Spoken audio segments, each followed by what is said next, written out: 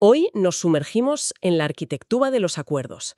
Tenemos sobre la mesa un texto de derecho colombiano, un ensayo jurídico bastante denso, que trata un concepto que es literalmente el motor de cualquier contrato, el objeto del acto jurídico. Sí, Y para hacerlo más tangible, vamos a ponernos en una situación hipotética. Imaginemos que somos los asesores legales de una startup muy audaz, vale. una que quiere dedicarse a la minería de asteroides. Suena a ciencia ficción, pero los contratos se firman hoy. Es un escenario perfecto, la verdad, porque pone a prueba todos los límites. A menudo, cuando pensamos en un contrato, nos centramos en la voluntad, en el queremos hacer algo. Claro. Pero como bien señala el texto, el sistema legal es mucho más exigente. No basta con querer.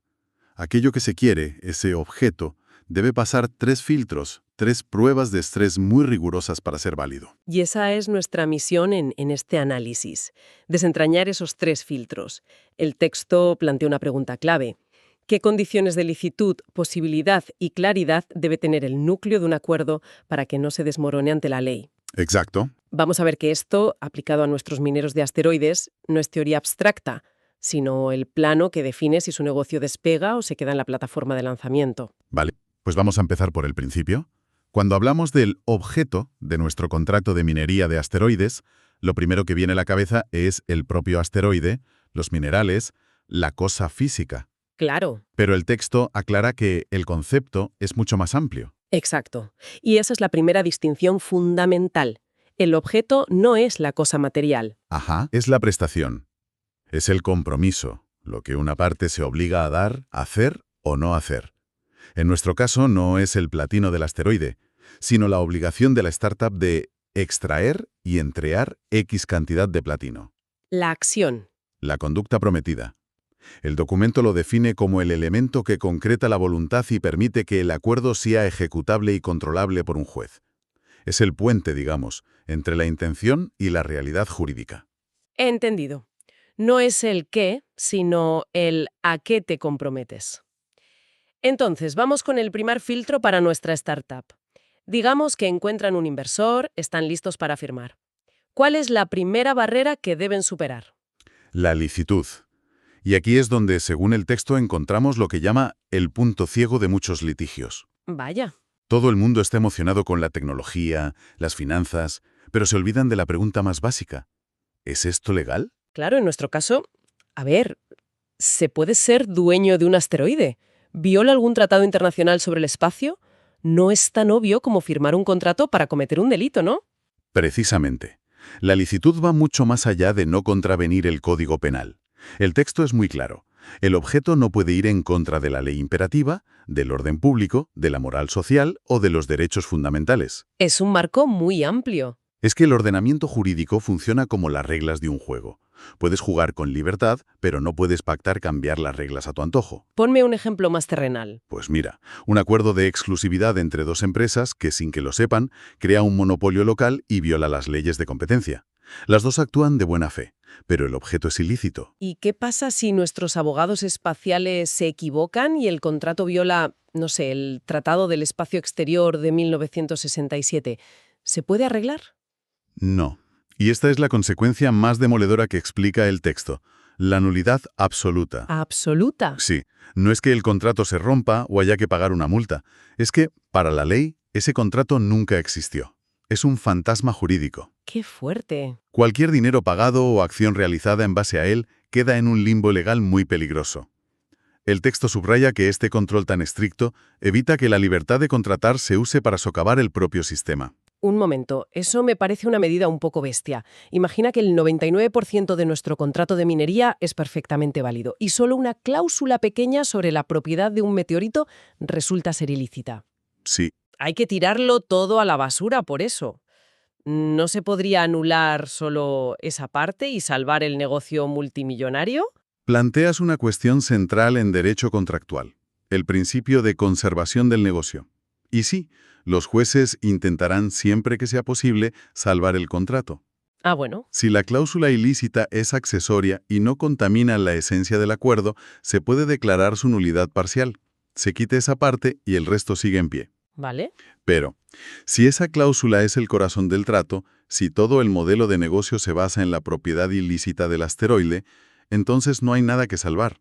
El objeto principal está viciado y todo el edificio se derrumba. Vale, es un riesgo existencial. Digamos que nuestros abogados son brillantes y superamos el filtro de la licitud. Pero ahora viene la pregunta del inversor escéptico. Todo esto está muy bien en el papel, pero ¿de verdad podéis hacerlo? Supongo que no puedo firmar un contrato para teletransportar el material a la Tierra. Exacto. Y con eso entras de lleno en el segundo filtro, la posibilidad. Lo que se pacta tiene que ser realizable. Pura lógica. El análisis que tenemos lo divide en dos tipos. Primero, la imposibilidad física, que es la que choca con las leyes de la naturaleza. No solo vender un unicornio, sino en nuestro caso, prometer extraer un mineral que la ciencia sabe que no puede existir en ese tipo de asteroide. ¿Y la segunda? La imposibilidad jurídica. Aquí la barrera la pone el propio derecho. Por ejemplo, intentar vender un bien de dominio público, como una playa. ¿O la ciudadanía? O un derecho como la ciudadanía, claro.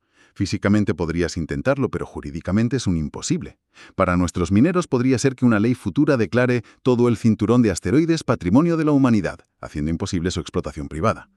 Esto me genera una duda crucial para cualquier proyecto innovador. Nuestra startup no tiene la tecnología completamente desarrollada hoy. ¿Normal? Es posible, pero en el futuro. ¿Qué pasa si firmo el contrato prometiendo la entrega de minerales en 2040 y en 2035 nos damos cuenta de que un obstáculo físico es insuperable? ¿Era el contrato nulo desde el principio? Esa es la distinción más importante que hace el texto, y es clave para la gestión de riesgos, la diferencia entre una imposibilidad inicial y una sobrevenida. A ver. Si el objeto es imposible desde el principio, en el momento en que se firma el acuerdo, el acto es nulo de raíz. ¿No existió? Vale. Pero si se vuelve imposible después, como en tu ejemplo de que la tecnología falla a medio camino, el problema no es de validez, sino de ejecución. Y eso lo cambia todo. Por completo, significa que el contrato nació válido. Nadie puede decir que el acuerdo era una farsa. Lo que hay es un incumplimiento. Y eso abre otras puertas. Exacto. Abre la puerta a un abanico de soluciones distinto. La resolución del contrato, el pago de indemnizaciones, activar un seguro. Se trata de quién asume el riesgo de que las cosas salgan mal, no de si el acuerdo existió. Ya. Por eso el derecho admite perfectamente los contratos sobre cosas futuras, como la compra de una cosecha que aún no ha crecido, o en nuestro caso, los minerales de un asteroide. La posibilidad se evalúa ex ante, en el momento de pactar. ¿De acuerdo? Nuestro contrato sobrevive a los filtros de legalidad y posibilidad. Es legalmente viable y, aunque sea un reto tecnológico enorme, no es físicamente imposible. ¿Bien? Ahora tenemos que redactar la cláusula clave. ¿Qué es lo que vamos a entregar? ¿Cómo de específicos tenemos que ser? Tenemos que detallar la composición química exacta de las aleaciones que vamos a traer del espacio. Ahí llegas al tercer y último filtro, la determinabilidad. El objeto debe ser determinado o al menos determinable. No se puede pactar algo completamente vago. ¿Vale? Esto funciona como las coordenadas de un GPS. No tienes que estar ya en el destino, pero necesitas la dirección exacta o una fórmula inequívoca para encontrarla. Me gusta la analogía. Entonces, decir entregaremos minerales valiosos sería como decir un lugar al norte. Exactamente. Sería nulo por indeterminado. ¿Y por qué es tan importante? Pues por tres motivos que el texto destaca. Primero, para poder ejecutarlo. Si no sé a qué te comprometiste, no puedo exigirte que cumplas. Lógico. Segundo, para el control judicial, un juez necesita saber qué se pactó. Y tercero, y muy importante, para evitar la arbitrariedad. Si una de las partes pudiera decidir qué significa minerales valiosos después de firmar, tendría la otra a su merced. Sería como un cheque en blanco. Totalmente. Recuerdo un caso del que leí, creo que sirve de ejemplo. Se firmó un contrato para el suministro de madera de la mejor calidad. Ajá. Para el vendedor eso era pino de primera. Para el comprador, que construía muebles de lujo, era roble macizo. Como no había un criterio objetivo en el contrato, un juez lo declaró nulo. Ese caso es de manual. Ilustra perfectamente el peligro. Ahora bien, el derecho mercantil, el de los negocios, es más flexible.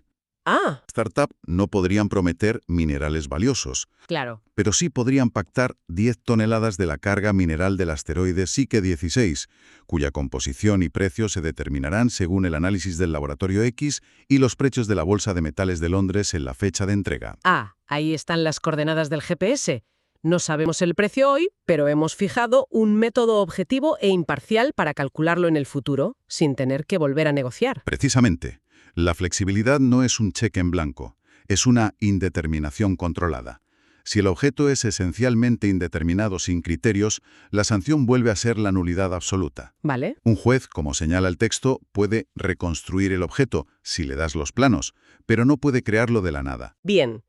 Hemos llevado a nuestra startup a través de este campo de minas legal. Resumiendo, si el objeto es ilícito o imposible desde el inicio, nulidad absoluta. Sí, Si es indeterminado, nulidad absoluta.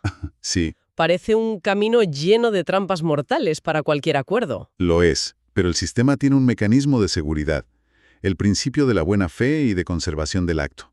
¿En qué consiste?